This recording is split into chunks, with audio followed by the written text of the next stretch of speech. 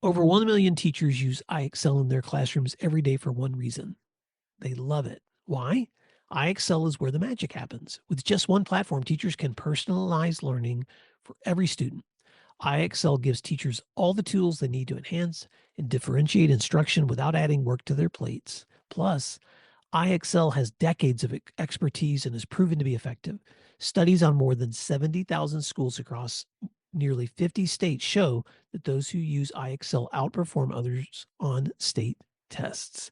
Ready to bring the magic to your school? Visit iexcel.com/PM to learn more. You're listening to Monday Matters, a Principal Matters podcast production. Hi, friends. This is Will Parker back with my co-host, Dr. Jen Schwanke, for another Monday Matters. Jen, we are recording this one to come out, well, pretty close to the time we're recording it. Here we are in the middle of July. And I'm just going to tell you, I want to talk about one of your recent newsletters in this Monday Matters, but I also want to hear about gelato.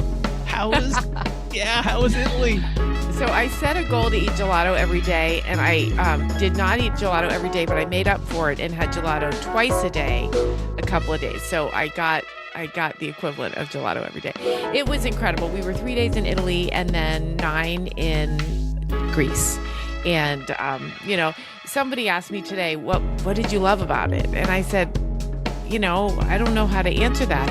It's like saying, what do you love about life, right? There's so many, I don't know, the scenery, the twinkle lights, the dancing, the food, the ancient history. And one thing I love, Will, is etymology. I love learning about where words came from. And, so many of our language came from the Roman or Greek ancestors.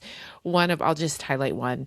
We were in Delphi, and our tour guide shared with us that the word melody came from the idea and the word sweet song. And, usage of a sweet song, it's a melody. So I love that. I ate it up. But we had a wonderful trip, and gelato was consumed.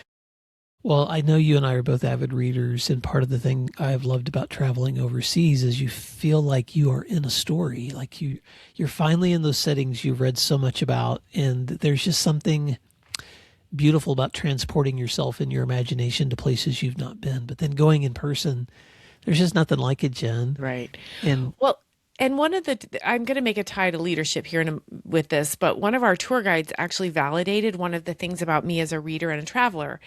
I always, I try to read up on a place before I go, but I don't really do it well. And then I'm at the place, and then I find myself reading a lot about it later.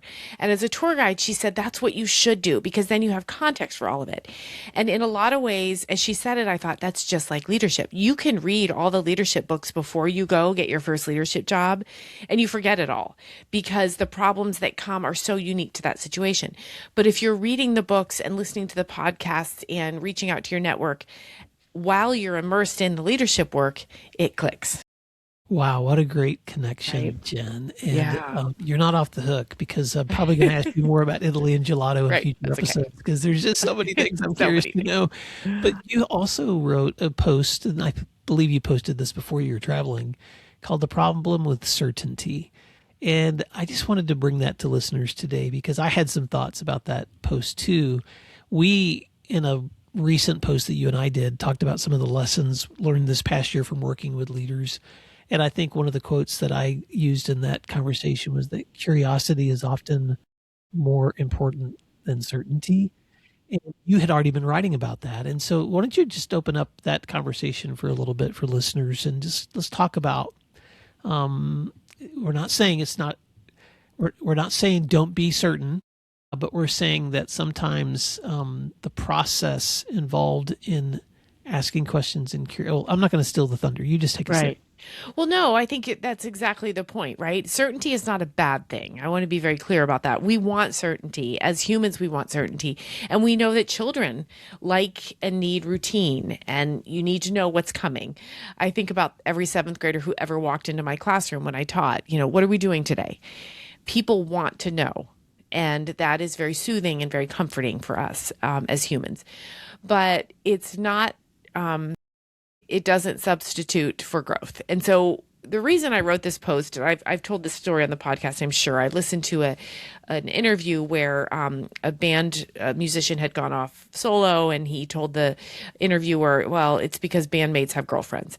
And what he meant was there's problems that come with having others on the team or whatever. And so we don't get that luxury in leadership. We absolutely do not. Yes, it's a lot faster, less prone to mistakes, less dramatic if we work alone. But in leadership, we are literally paid to manage the chaos and move our buildings forward. And so being certain is a terrible substitute for growth. We can't insulate ourselves from other people and their genius as a way to get more certainty. That's just not going to happen. So we have to embrace it.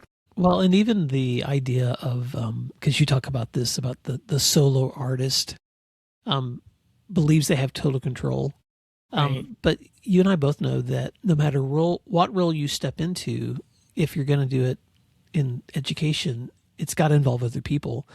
And especially in school leadership, solo is the recipe for burnout. Solo is the recipe for not stepping into the genius of others. Solo is the recipe for not discovering your own limitations and where you need to grow. So let's talk about that for a minute too, of why, as tempting as it is sometimes to want to shut everyone else out when you're feeling resistance or pressure, why it's important to lean into, not away from those relationships. Well, yeah, and think about, I'm going to answer that by flipping a question back to you. Think about a time where you really would have preferred to just do it yourself and you didn't, and you were glad you didn't. I could name 25 hiring scenarios where I thought I'll just interview and hire. And boy, was I glad when I got the feedback, because the feedback I got from others and from taking the time to do committee interviews, I recognize the dynamics of the team and how the collective input was not only going to make us choose the right candidate, but when the candidate was hired, they knew the team, the dynamics, they understood the questions that were being asked, and then the team had buy-in. They're like, well, that's the person we wanted. So ultimately the decision is on the principal to hire, but that input matters. So that's my example. Yeah. Well, I'll give you an example from a conversation I had just this week, because I met with I didn't, you know me, I try not to do PD during July, but I did give in to the request of one friend to meet with their leadership team as they were coming back together, getting ready for a new school year. And there's a lot of new members on this team. And so we were just walking through, I was given the privilege of just facilitating some of their conversations about what are your expectations that you guys have for working together as a team. And this was such a great conversation, Jen, because that leader who is facilitating that team could have just walked that pathway with a new team and a lot of new members without this intentionality. But inviting me into that conversation meant that I was asking them to, and here's some of the questions I brought them. How do you want to be communicating with one another regularly? How do you plan to handle disagreements among yourselves?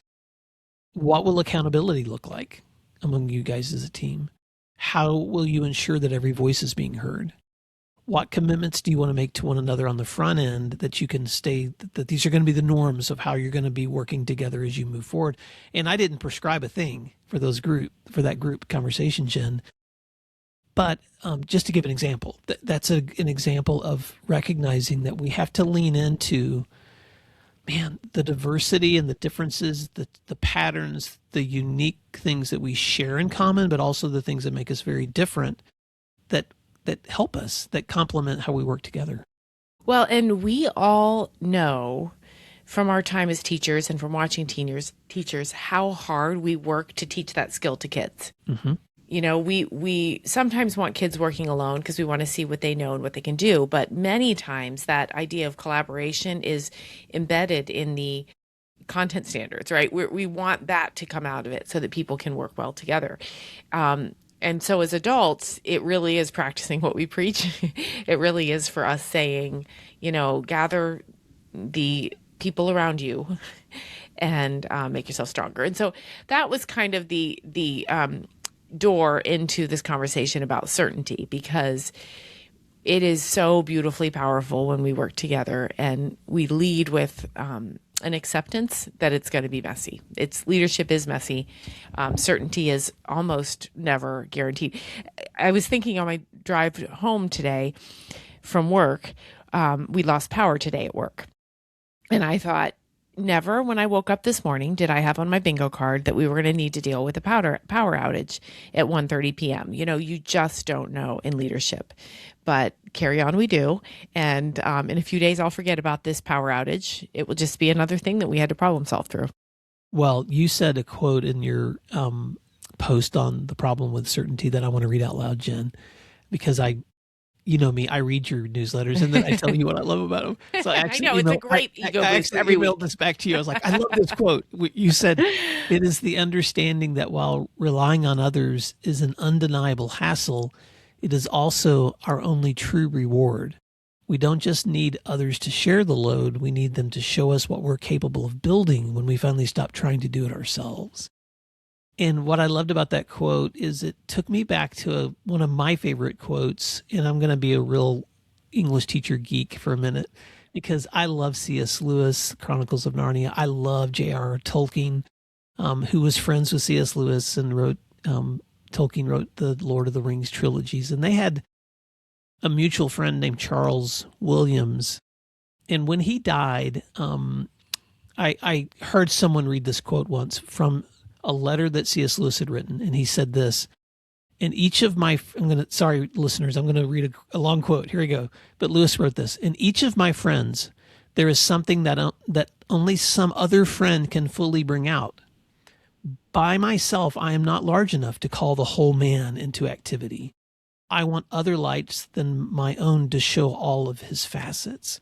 And then he goes on to explain that now that his friend Charles is dead, he'll never see another Tolkien reaction to a specifically Charles joke, or far from having his friend Tolkien more to himself, he's going to actually have less of him. And he says this as he wraps up, "Friendship exhibits a glorious nearness by resemblance to heaven itself." And I just remember I wrote that quote down when I heard it, because I just remember thinking how often we sell ourselves short by thinking that if I just pull away, if I just do it myself, if I just rely on me, because we're so obsessed with self-reliance, I think, in our culture, that I'll get more done. And the truth is, there's less of you when you pull away from others. And there's actually parts of you that never get experienced until you're in the presence of others. And so, Jen, I just think that it's interesting to me that your call to this wrestle with certainty is an invitation to invite others, because sometimes we can, the problem that we face when we get blinders on or we get narrow in our thinking is that we have shut out the voices of other people that can help us see things we can't see ourselves. Right. So, a little side story, one of the most amazing places we went on this trip was Santorino, and they have a path, a switchback path that goes down to the water. And they have, I don't know, hundreds of donkeys that are lined, and you can ride one down or ride one up if you want. And so they stand there, and, I chose not to ride a donkey. I chose to walk down, but these donkeys were just like everywhere. And as we're walking down with the group, one of the students I was with said, "Did you know donkeys go crazy if they're kept alone?" And I was like, "Oh, whatever." Well, I looked it up, and that is in fact true. Social animals need others, even when they think they don't. And so donkeys are kind of known to be kind of jerks, right? And so it would be easy to think they'd be very happy out in the meadow by themselves, but they have to be paired. They require continuous companionship. And so that severe loneliness and deep depression and anxiety and behavioral changes that happen in other creatures without people, you can apply that to leadership as well. And you can say, you know what, I'm going to stave off all the negative parts about being alone, and I'm going to invite people into my leadership team to help me make better decisions. Oh my gosh. Well, as we wrap this up, I'm going to just quote you one more time, because this is so fun. I love being quoted. Poor listeners. In your same post, you say certainty is a terrible substitute for growth. Yeah. And I just think that's such a great reminder to all of us that Man, maybe you're listening to this at the time of this recording. Maybe you're listening to it a few weeks late. Whatever it is, a lot of leaders are getting kind of stepping back in, starting to get ready for that next thing. And as you are, I just want to invite you, just like Jen and I are challenging ourselves, to lean into others in that work that you're getting ready to do, because you might be certain what needs to happen next, but I bet you're going to pivot and transition and switch a little bit when you invite other voices into what we should be doing together next. Oh my gosh, Jen. Well, how can our listeners stay connected with you in the days ahead? Yes, absolutely. Reach out to me at my website, jenschwanke.com. And if you want to quote me as well, I'm joking, but you can subscribe to my newsletter at jenschwanke.com. That's right. And you can find all of today's posts and some notes along with today's post on the website at williamdparker.com or at our new web address, principlematterspodcast.com. So until next time, thank you for listening. And thanks for doing what matters. We'll talk to you soon. You'll find free resources like this one at williamdparker.com. Subscribe for our free weekly newsletter, which contains bonus material, and also check out the links for Grow Academies, Masterminds, Executive Coaching, and Keynote presentations for my books, as well as for Principal Matters Associates. You can find out more under our Speakers tab at williamdparker.com. Thank you for learning together, and thank you for doing what matters. Monday Matters.